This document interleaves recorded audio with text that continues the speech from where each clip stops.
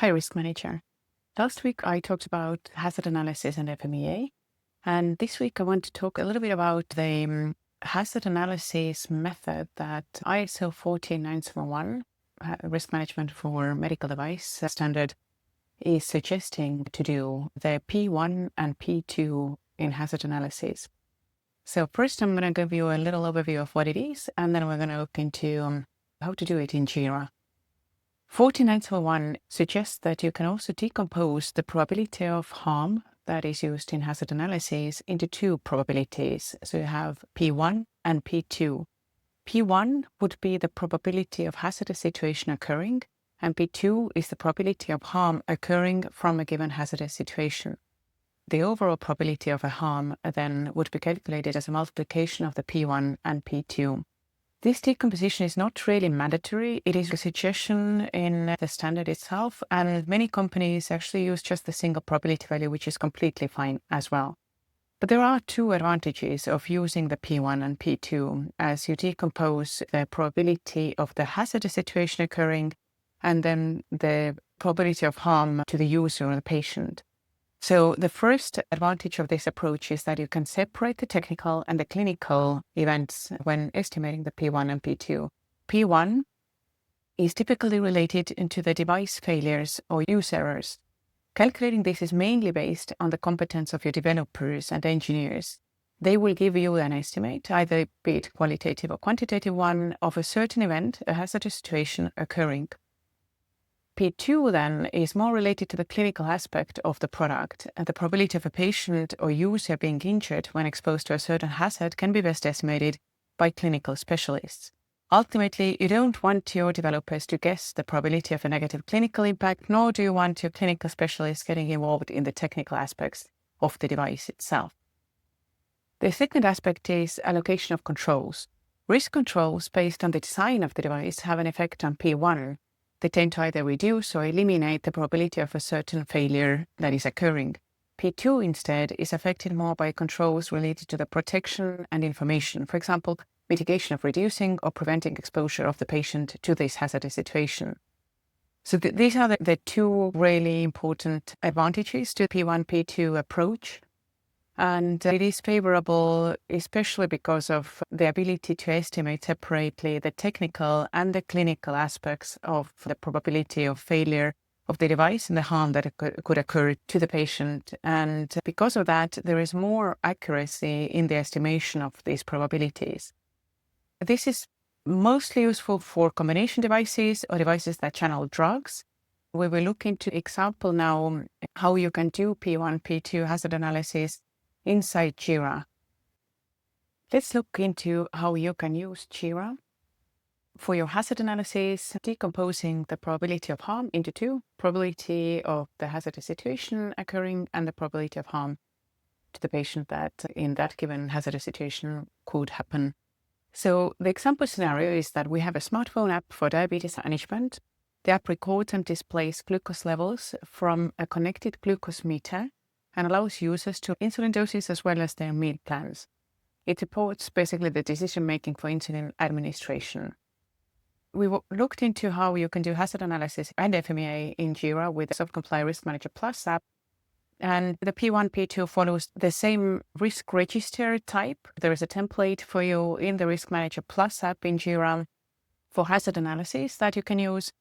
Now, the biggest difference here is that when we use P1, P2 approach, we have to look into the risk models.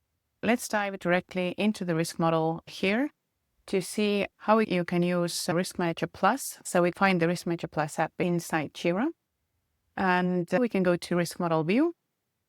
As always in risk management, we want to start with the risk model. We have a lot of templates already in the Risk Manager Plus app, and in here you can see P1, P2 example. That is a child-parent risk model. So what it means is that you have a child risk model that is used as an input to your parent risk model. And the child risk model here is a risk score-based model, and it has two probabilities. So basically what we do is that we put the overall probability model, and we define that there are two characteristics in that child model called probability of hazardous situation and probability of harm. we provide the details of all the levels from rare to frequent or very low to very high. And we define also the risk classes or risk levels for our RPN to see when we have to definitely mitigate the risk. We provide a name for the risk model. In here, we call it probability overall. And we confirm that this risk model is the child model for our overall probability calculation. Now, after having done that, we can already define the parent model. So we have now defined the P1, P2 model based on which we calculate their entire probability. And in here, we have a 2D matrix for a classical hazard analysis where we have severity on one axis and we have probability on the other axis, with the difference that probability is coming from the child model.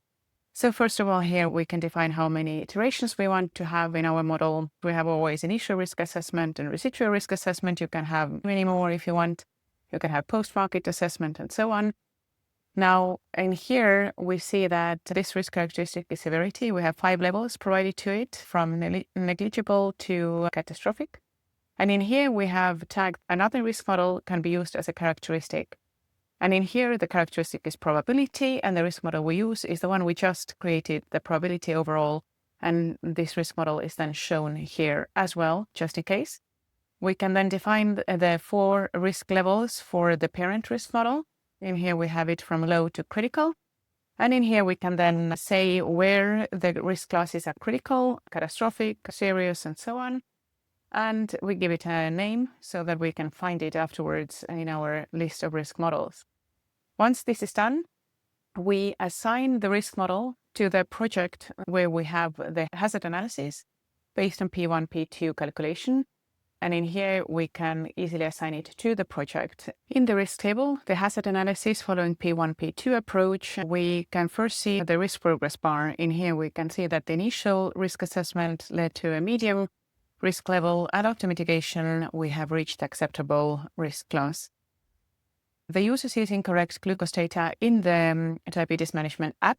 The hazardous situation is the fact that the user makes a wrong clinical decision, so adjusts the insulin dose that they get based on incorrect glucose data shown inside the app. First, we estimate the probability of the hazardous situation occurring. So that is the initial P1. Let's estimate that probability of data corruption the glucose meter transmits to the app is 1 in 1,000 readings. So it is relatively unlikely. But when this hazardous situation actually happens, what is the probability that the patient could administer inappropriate dose of insulin based on the wrong data that they see? And this is much higher already. This could be 1 in 5 cases, so 20% of a chance of actual harm when this hazardous situation occurs. Initial P2 is quite high. So we can say that based on our risk model that we defined, the initial probability overall is medium-high, level C. Initial severity is very high because wrong insulin dosing decision can lead to hospitalization due to hypo or hypoglycemia. So severity is definitely critical, and based on the risk matrix that we defined, the initial risk class is definitely medium. Now, when we want to lower the risk to acceptable level, we have to implement mitigation actions. And in here, we implement checksums, validating that the incoming glucose meter data is not corrupted, and there is a handshake between the app and the glucose meter to ensure that the reading is complete and comes from the correct device. Similarly, to verify that these mitigation actions work, we are running tests to make sure that data with the correct checksum is accepted and processed, while corrupted data is not accepted. We verify that the reading is only processed after a complete handshake between the meter and the app has been managed, while readings without handshake are definitely rejected. And also the app should reject any data that is coming from an unpaired or unauthorized glucose meter. So after implementing these mitigation actions and verifying that these mitigation actions actually work, we can see that the residual P1 been lowered, so that we can say that before it was unlikely, now it is rare. The residual P2 is actually the same because if the situation occurs, the harm is still the same.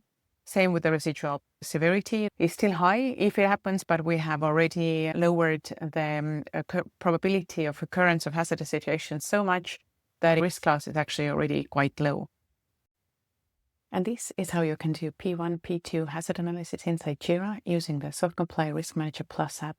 Specifically, the feature of nested risk models, where you can create your probability P1, P2 calculations in a child model, and then have that as an input for your parent model, where you have severity on one axis and probability on the other axis.